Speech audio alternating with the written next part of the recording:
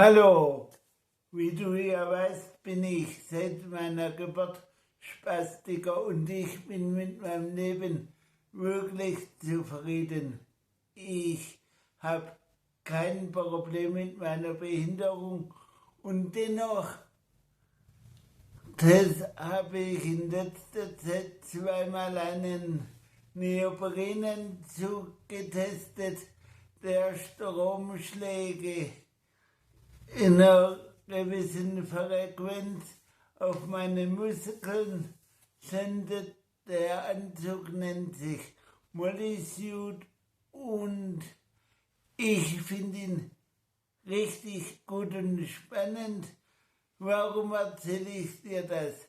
Auch wenn du sagst, hey, ich bin mit dem, was ich gerade habe, total zufrieden und bin begeistert und dankbar für all das, was ich habe, empfehle ich dir, halte trotzdem die Augen offen. Vielleicht geht ja irgendwo eine Tür auf und dann, ich finde es für mich schade, wenn ich eine Chance verpasse. Also ich hetze nicht jede Chance hinterher, aber wenn sie anklopft, dann teste ich einmal so einen Anzug.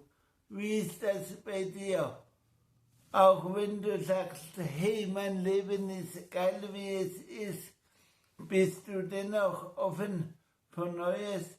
Ja, super geil. Denn man sollte jede Chance mitnehmen. Danke, ciao.